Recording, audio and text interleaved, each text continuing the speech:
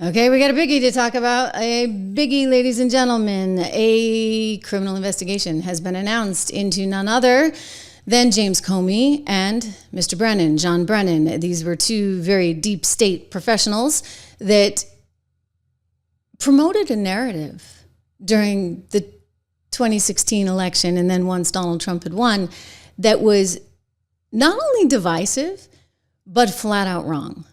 And the question now is, well, if they knew it was wrong, why did they do this? They were trying to strip Donald Trump of any power he could possibly have. I mean, maybe Comey felt bad because he kind of vacillated on the whole server thing with Hillary Clinton. But when it came to Donald Trump actually being in power, it's being suggested here and alleged that Comey very badly abused his power. And Brennan did the same thing. I mean, one of the things I never understood about all of this was, how was it that you could take this dossier? Think about it. I'm a reporter. I'm a journalist. I see things all the time. And what do? I say to myself, well, who's promoting this? Why are they promoting it this way? Why are they sending it to me? Like, my antenna's up always. Like, you kind of, and then what do I think about this? And what is my gut telling me? I read that thing, and I'm telling you, my gut told me this was nothing but opposition research. And my gut was right. Because it looked like something that would be in Star magazine, like on the tabloid section of the supermarket counter. It wasn't what a piece of intelligence written by people who were thoughtful people who were actually caring about the national security of our country would actually write. So it was really obvious, like stupidly obvious. So why did they buy it? Well, maybe they knew all along, right? They had the Perkins Coie law firm that had been contracted by Hillary Clinton's campaign to go out and hire Christopher Steele and another guy who actually was on the payroll by the FBI. And at some point, they actually thought he was a Russian spy. I don't know, maybe he was working both sides of the equation. But these guys all worked for something called Fusion GPS. And Fusion GPS concocted this crazy report that was so crazy, people were like, oh, well, it must be true because it was that crazy and that, the dirty dossier as it was known. And the whole thing turned out to be false. We had to go through the Robert Mueller investigation. We had to deal with all that. It was basically this giant time suck. And the chickens are coming home to roost. So James Comey and John Brennan are now facing the music as perhaps they knew they would. Is this why Comey was so insistent when he was on MSNBC? You must vote for Biden back when Biden was running, or else. When you think about a second Trump administration, what do you think the implications would be for the FBI? Oh, serious, for the Justice Department and the FBI, because Trump is coming for those institutions. He knows their power, and I think he has regrets that he didn't work hard enough to corrupt them last time. So he's coming for them, and that's a danger for all Americans. He's going to put people in positions in those organizations. He didn't have all-stars the last time. He'll have the bottom of the barrel this time, but people who will want to do his will, and that should worry every American. This election matters. Because of a reason like that, people have to participate. You cannot sit on the sideline. I don't care how you feel about Joe Biden, you must vote for him because the consequences on the other side are too severe. Well, severe for you, buddy. I'm just saying. Definitely not good for you, James Comey. But you may have made quite a few mistakes along the way. The fact that you insisted and Brennan insisted that he was such a danger to society. I think that was pretty telling. So anyway, this investigation is being launched, and it's kind of a big deal. It's a big deal and entirely possible that they are going to have to pay some kind of price. Now, I would be remiss not to mention the elephant in the room, which is that a lot of people are questioning something else. They're saying, okay, well, what happened with Epstein? Right? And I'm part of that camp because none of that makes any sense. I mean, I have my own theories. I've talked to you about this before, guys, about how it's entirely possible that Epstein may have even been working for the U.S., right? And that can't ever come out. They don't want that to come out. So there may be an effort underway to kind of squelch this. This is my own personal feeling. I don't really know. But I'm troubled that the Epstein thing, which was such a big deal, and right, we had a list. What happened to that list? Didn't they tell us there was? And by the way, if there was nothing actually wrong with what he did, and there was no real, then why is it that his partner in crime is still in New Hampshire. Ghislaine, right?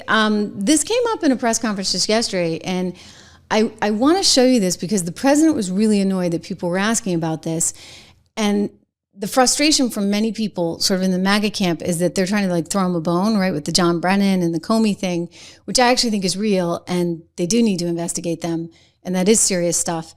But they're questioning the timing of it in light of what went down. Let me play this clip for you.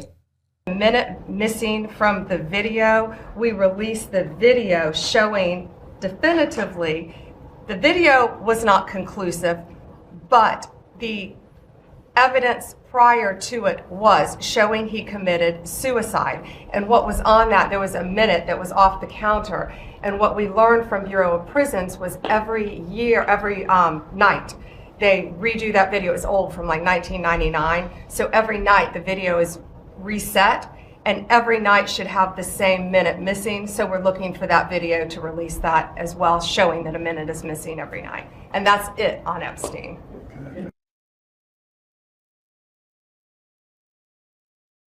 That was part of what I wanted to show you. The other part of what I wanted to show you, but I'll just explain it, is that the president got a little bit annoyed. He's like, wait a second, we have all this other stuff going on. You know, there's obviously the tragedy in Texas.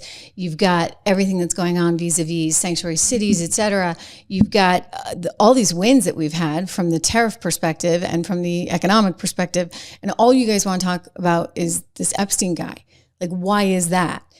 And I don't think that that was enough to satisfy a lot of people. Just saying, okay? Just saying. I think people are still saying, wait a second, we want more, and that story's not going away. And it's not going to go away here either. We're going to continue following it. But in the meantime, we also got Comey and Brennan having to face the music as perhaps they should under the circumstances. And I'll tell you, deep state is reeling. There is real panic, not just because of Comey, not just because of Brennan, but because of the Supreme Court decision.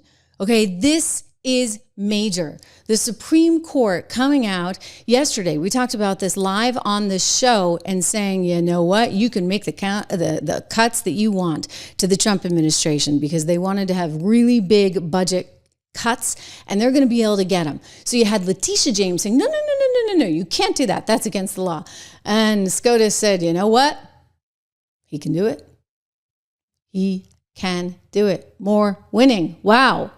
Breaking moments ago, the Supreme Court with a decision that will allow the Trump administration to move ahead with their plans to cut the federal workforce, at least for now. Justice correspondent David Spott, give us the backstory here, reporting live from Washington. Hi, David.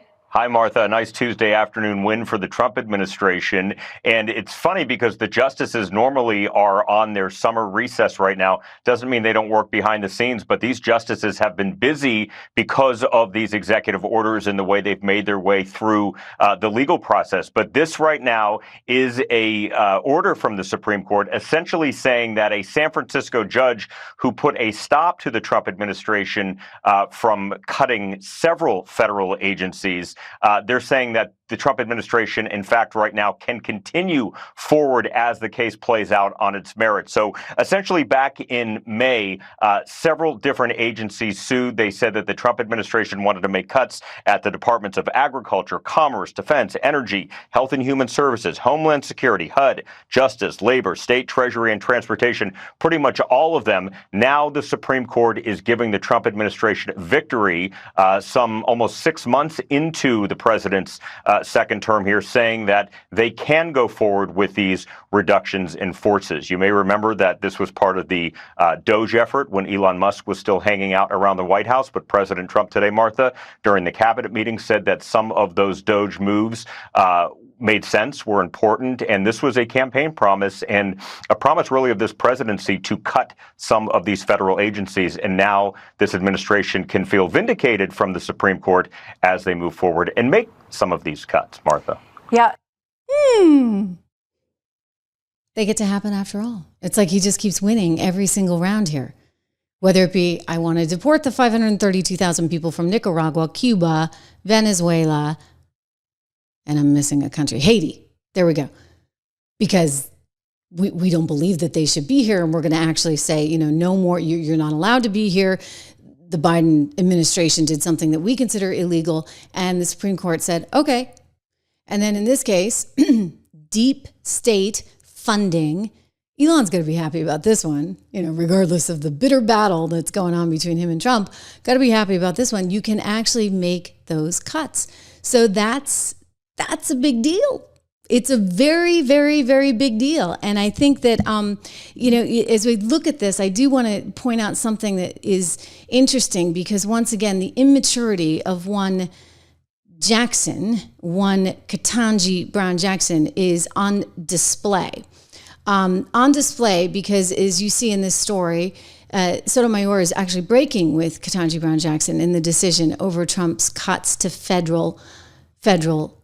federal workforce and federal dollars. I mean, this is really kind of remarkable, because remember just about a week ago, you had Amy Coney Barrett calling her out, totally slapped her down. It was really sort of embarrassing from an intellectual standpoint, because she was like, you really don't know how to do this job.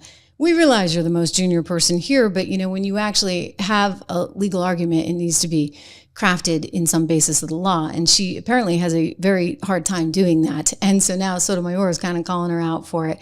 It's pretty kind of wild and crazy, but we're living in wild and crazy times. And I'll tell you, you don't want more Ketanji Brown Jacksons on there that don't have any sort of rooting in any academic approach to the Constitution and to the law, but are just feeling something. Because you keep feeling something, you're going to go straight down the path towards communism and Mamdani and chaos.